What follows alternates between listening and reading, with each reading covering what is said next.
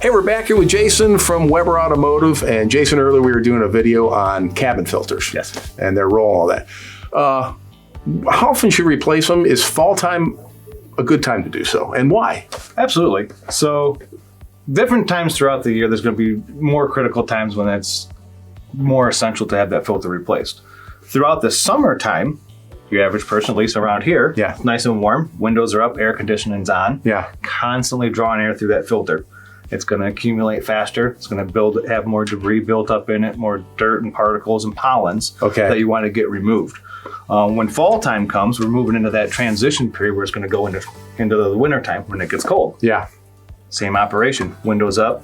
Yeah, okay, right. Car closed off. That air that's coming in there, you definitely want it nice and clean. All those pollens throughout the summertime, all the stuff coming out of the trees, you want that stuff out of there. Yeah, okay. Keep everything in operation It's loaded up in there after the springtime and after summer, so you got fall coming. That makes sense. Keeps up with the airflow. So when you get in there nice and cold fall time, you want to defrost your windows off.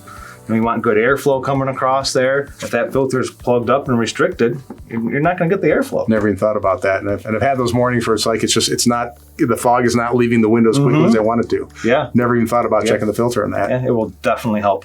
So would you say fall time and springtime, if there's 2 times a year to do it? Yeah, absolutely. Okay. Absolutely. So in other words, you set your clock, and then when you're done setting your clock, head out to your car or just head to Weber Automotive. They can take care of that for you. And if you're not there already, why don't you hit their website, weberautomotive.com. Like I said, we have plenty more videos like this one with some good information that you might enjoy watching. So thanks a lot, Jason. Thank you.